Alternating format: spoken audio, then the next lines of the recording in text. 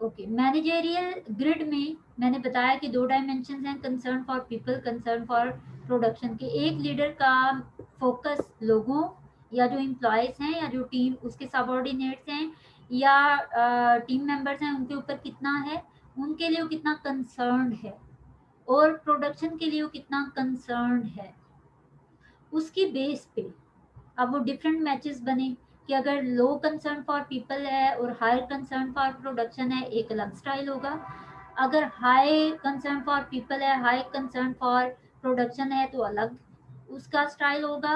High concern for production है, लो concern for people है, तो अलग स्टाइल होगा।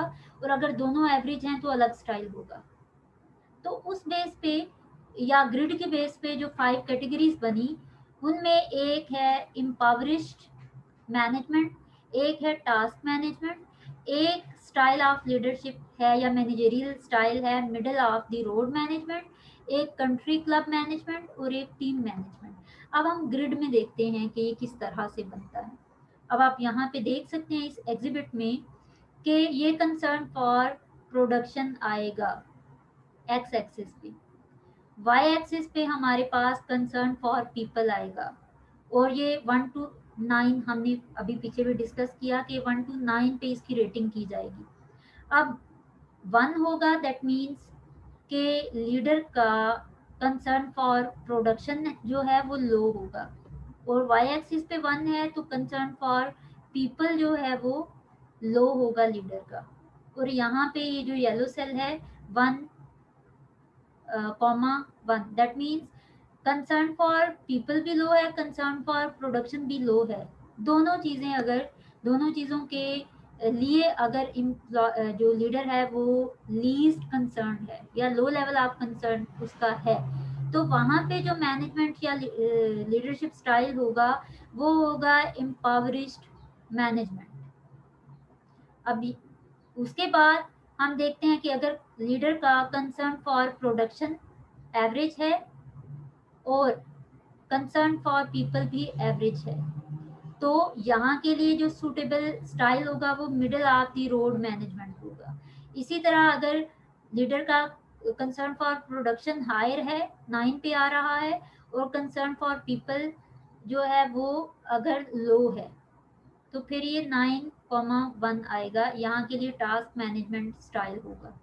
इसी तरह से अगर दोनों आए हैं तो 9, 9 इसके लिए टीम मैनेजमेंट। और अगर कंसर्न फॉर पीपल हायर है और कंसर्न फॉर प्रोडक्शन लोअर है तो कंट्री क्लब मैनेजमेंट आएगा। अब ये आपने देखना है कि ये जो पहले वाला नंबर है वो आएगा कंसर्न फॉर पीपल, और जो दूसरे वाला कॉमा के बाद वाला नंबर है वो कंसर्न फॉर प्रोडक्शन आएगा। लीडर का concern for people and leader का concern for production, sorry, concern for people comma concern for production. इसकी बेस पे डिफरेंट 5 स्टाइल्स हैं। अब ये स्टाइल्स क्या हैं? अगर तो लीडर का कंसर्न फॉर पीपल और कंसर्न फॉर प्रोडक्शन दोनों ही लोअर हैं, तो एम्पावरिस्ट मैनेजमेंट स्टाइल यूज होगा। ये स्टाइल क्या करता है? exertion of minimum efforts to get required work done in appropriate is appropriate to sustain organization membership।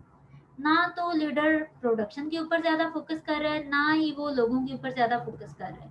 That means वो बहुत minimum efforts level put in कर रहा है।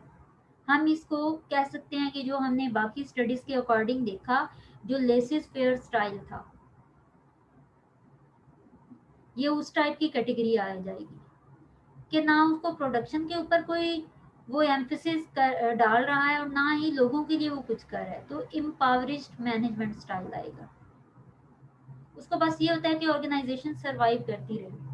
अब वो compete नहीं कर पाता है क्योंकि वो कुछ भी एफर्ट्स जो है वो ज़्यादा पुट इन नहीं कर रहा, तो उसकी ऑर्गेनाइजेशन सिर्फ इंडस्ट्री में सरवाइव ही कर रही होगी। वो लीडिंग ऑर्गेनाइजेशन या एक मेच्योर या एक स्मार्ट ऑर्गेनाइजेशन नहीं बनती है क्योंकि लीडर ऐसा है वहाँ का।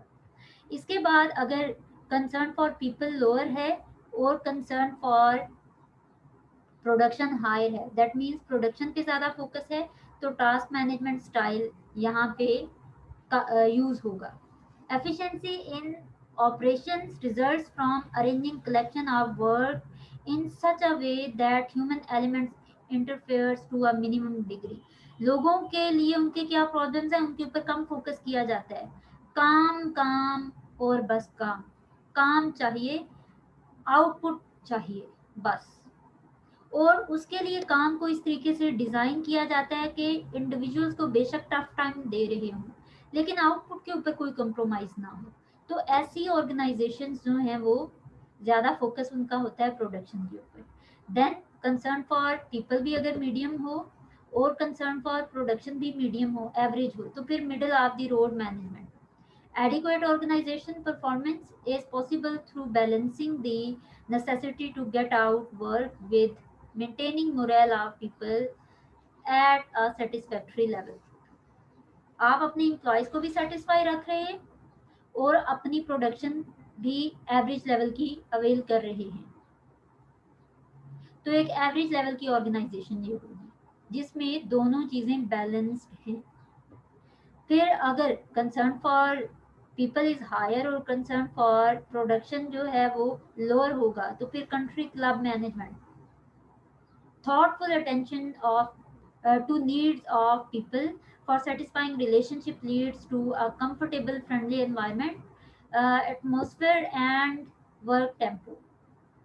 कि लोगों के ऊपर ज़्यादा फोकस है, वो खुश रहें, वो जो काम कर सकते हैं उनकी जो स्किल्स हैं उनके अकॉर्डिंग उनको टास्क दिया जाए. टास्क अगर कम भी हो तो इट विल बी ओके, लेकिन हमारा एम्प्लॉय एक हैप्पी एम्प्लॉय होना चाहिए. उनकी कंफर्ट जोन के मुताबिक आप उनको टास्क असाइन करो. उसके बाद टीम मैनेजमेंट जिसमें के हायर कंसर्न फॉर पीपल है और हायर कंसर्न फॉर प्रोडक्शन है, वो है टीम मैनेजमेंट. अब ये क्या है, आप लोगों के ऊपर भी फोकस कर रहे हैं, प्रोडक्शन भी कर रहे हैं, लोगों को ट्रेनिंग डेवलपमेंट दे रहे हैं, उनको भी हैप्पी एम्प्लॉय बना रहे हैं और उनको उनकी कमिटमेंट के ऊपर फोकस कर रहे हैं कि वो आपकी ऑर्गेनाइजेशन के लिए डेडिकेटेडली परफॉर्म करें, मैक्सिमम एफर्ट्स पुट इन करें अपनी खुशी से. प्लस जब वो खुश होंगे तो ऑब्वियसली ज़्यादा वो गोल को भी एफिशिएंटली और इफेक्टिवली अचीव कर रहे होंगे. जो स्मार्ट ऑर्गेनाइजेशंस होती हैं, जो लीडिंग ऑर्गेनाइजेशंस होती हैं अपनी इंडस्ट्री में, जो टॉप पे होती हैं, वो ये वाला हायर कंसर्न फॉर प्रोडक्शन और हायर कंसर्न फॉर पीपल उनके लीडरशिप की क्वालिटी होती है और वो टीम मैनेजमेंट के ऊपर फोकस करते हैं. वो सारों को डिसीजन मेकिंग में, प्रॉब्लम रेजोल्यूशन में इन्वॉल्व करते हैं, उनकी जो डेफिशिएंसीज हैं उन पे फोकस करते हैं, उनकी स्किल्स को डेवलप करते हैं, टास्क अचीवमेंट में जो प्रॉब्लम्स आती हैं उनमें उनको हेल्प आउट भी करते हैं, प्लस उनको क्रिएटिव वे में टास्क परफॉर्म करना अलाउ भी करते हैं. प्रॉपर डिस्कशन के बाद ऑर्गेनाइजेशन के लिए कोई भी डिसीजन लिया जाता है.